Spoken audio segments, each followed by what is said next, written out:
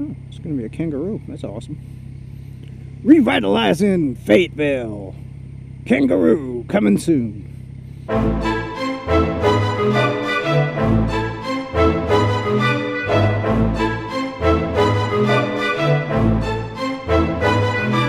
What's up, guys? Triple Demon here. The topic I want to talk about today actually came from Two-Wheel Logan, or at least my idea for it.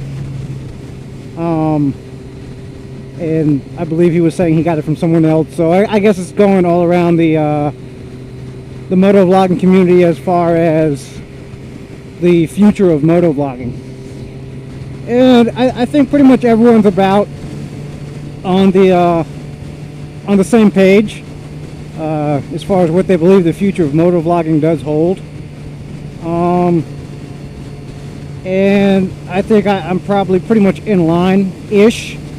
I would say motovlogging isn't really like completely trendy. I think it's going to be around for a while.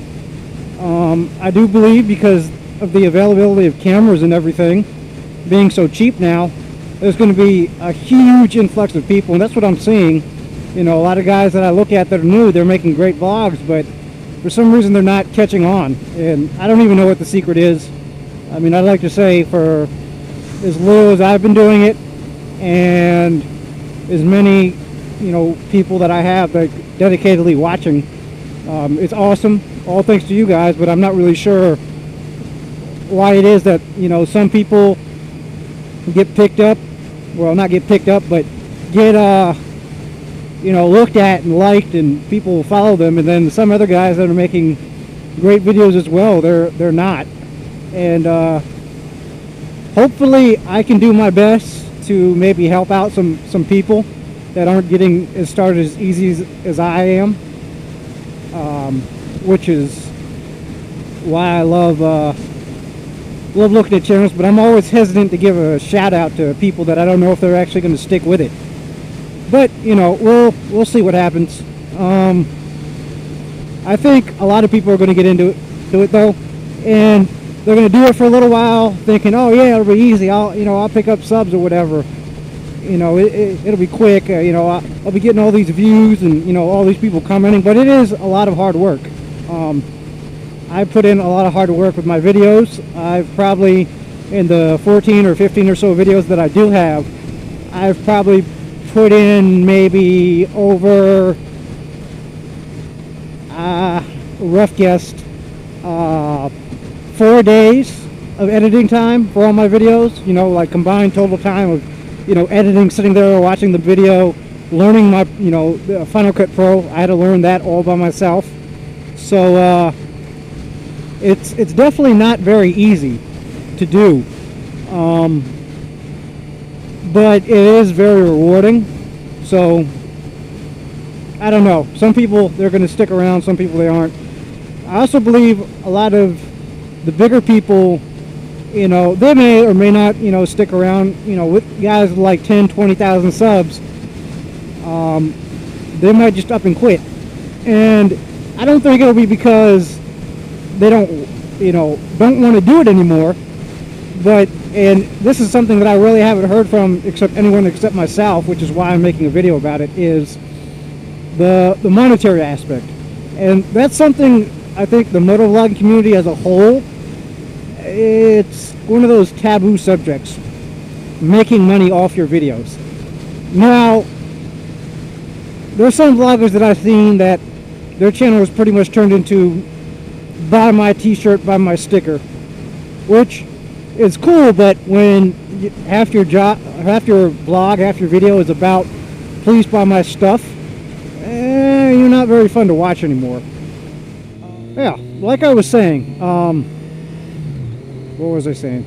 Oh, money. It's sort of a taboo subject, and there's some guys that their channels have turned into buy my t-shirt, buy my sticker, or whatever, and it's not very interesting to watch, you know, anymore, because out of the 7 minutes of video they have, 3 of it is them talking about merchandise or donate or whatever. There's not too many of them, just a couple here and there, but they know who they are.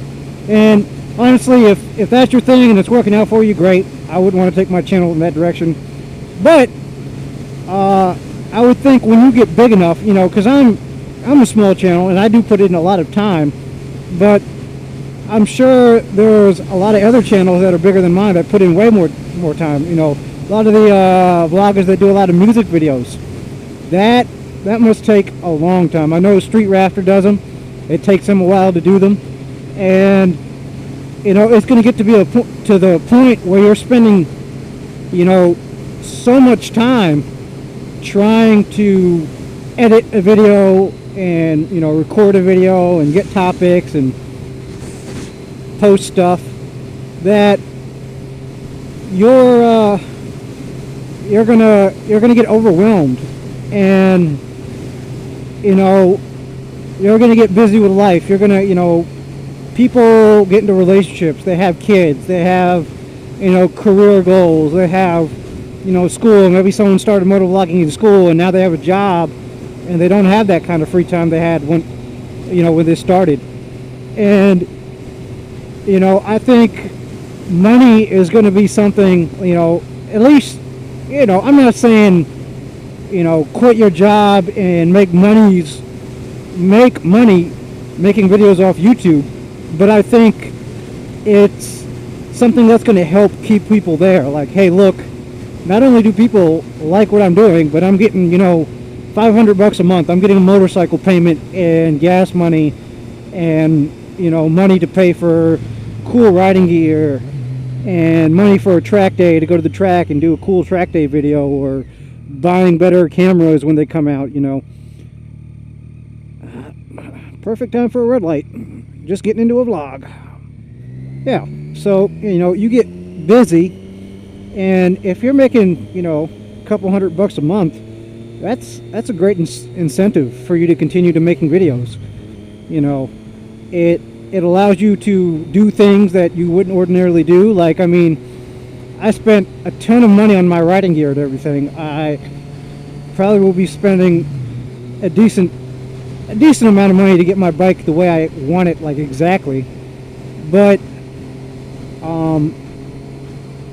I just don't think I could justify spending any more money on vlogging. Fault's neutral. I don't think I could spend any more money on vlogging stuff.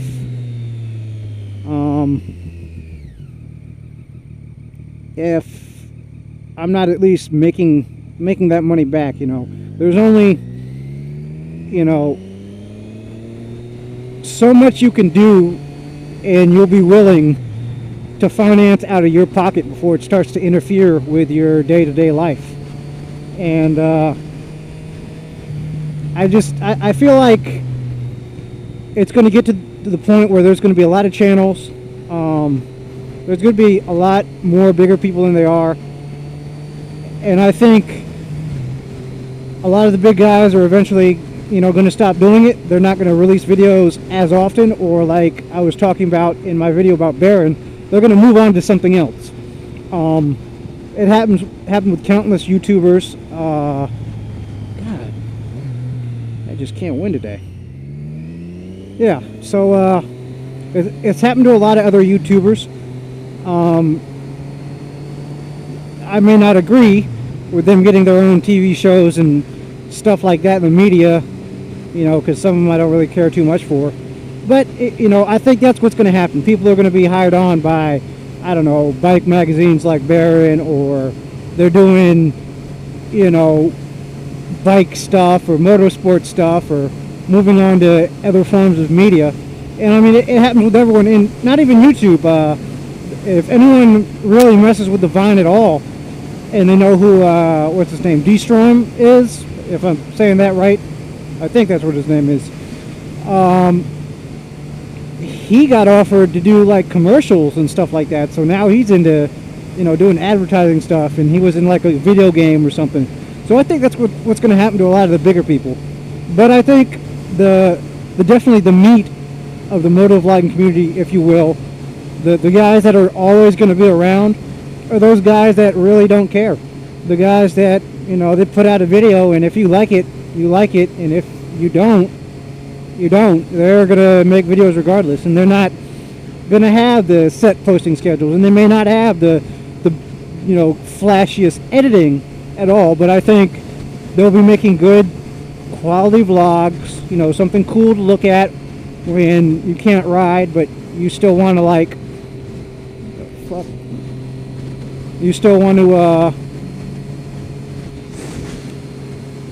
look at something motorcycle related and not a review of a bike. You just want to watch some guy going out riding. I think those are going to be the meat and potatoes pretty much forever.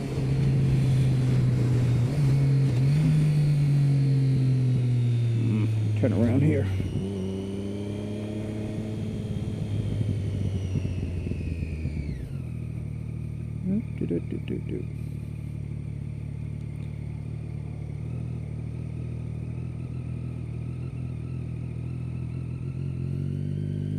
Yeah, those guys are going to be the meat and potatoes. They're going to be the guys that'll always be around, and they'll be around, whether or not any of us are still vlogging. Just guys that like to put videos up on YouTube for fun. And this is forbidding anything significant, giant change that YouTube makes that makes it impossible to really do your own little videos or whatever. But I think those are the guys that are going to be around. And I'd actually like to end this video with a shout out to Christian's Modern Life. He's a pretty cool guy that just subbed to my channel recently. He drives some type of cruiser, but some of his vlogs are pretty funny. So go over there, check him out. I'll probably do an annotation right up here, and yeah, go check him out. He's a pretty cool guy. Anyway, that's all for this vlog. Oop, that's some dirt. That's all for this vlog, guys. As always, comment, like, subscribe, and hit me up on Facebook if you want. Peace out. Later. Like 30 seconds, right? Yeah. Roger. 5 wind 4, clear to drop. 6-5, roger.